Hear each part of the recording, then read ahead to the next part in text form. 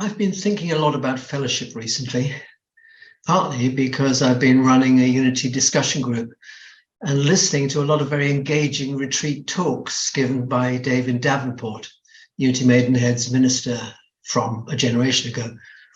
And partly because I'm part of a 12-step program where daily fellowship, sharing experience, strength, and hope is a central part of our spiritual growth. Our modern digital world can be a very lonely place. No HD screen or Dolby sound system can replace the human presence. A touch is much more important than a touch screen. And if you go on a train these days, you'll find so many souls huddled over their iPhones, cutting themselves off from the sights and sounds of the outside world.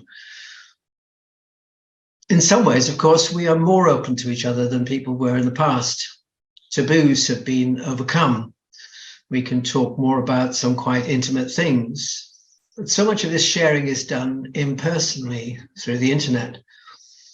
How often do we dare to speak our truth directly to our partner, our neighbor, or our work colleague? Do we even tell ourselves? Each morning at Unity, we gather on Zoom to pray and meditate around the daily word reflection for the day. It's a very warm, open, and supportive place, although, of course, we meet each other only via the online screen. Phones can provide a much more direct encounter. Here at Taplow, where we run the Silent Unity prayer line, people ring us every day, often because they feel hurt, even paralyzed by loneliness.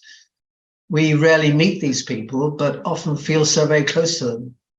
And this closeness in the act of prayer especially is so very healing and uplifting.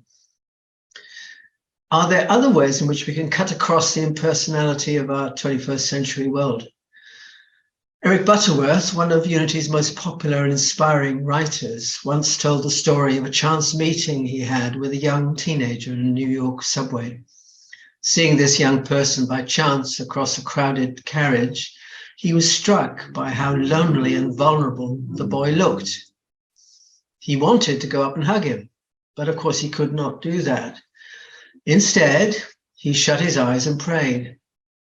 And when he opened them moments later, their eyes met by chance for the very first time. Instinctively, they both smiled. Eric Butterworth said that he never forgot that moment in his life. So, I don't think we have to tear down our digital culture to get through the isolation. Sometimes it can be as simple as a chance smile across a train carriage.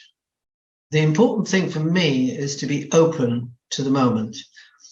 And I think that our Unity journey helps us so much in this, perhaps the greatest single thing I can do in my day.